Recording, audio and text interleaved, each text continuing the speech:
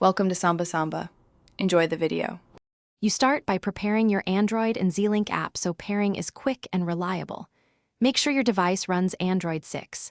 0 or newer, the Zlink app is installed, and Bluetooth, Wi-Fi, and location services are enabled. Once done, plug into power if battery is low and close background apps to prevent interruptions.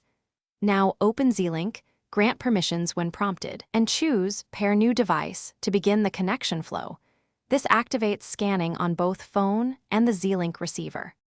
Next, focus on pairing and network handoff so media streams smoothly. When Zlink scans, tap the receiver name that matches your model, verify the on-screen PIN, or accept the Bluetooth pairing prompt to establish trust. After Bluetooth links, Zlink may switch your phone to the receiver's temporary Wi-Fi network to transfer settings. Allow that change.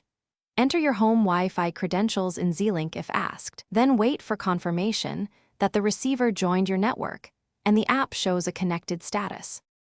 Finish by confirming playback and saving your connection so it's seamless next time. Cast a short video or audio file using the Zlink output.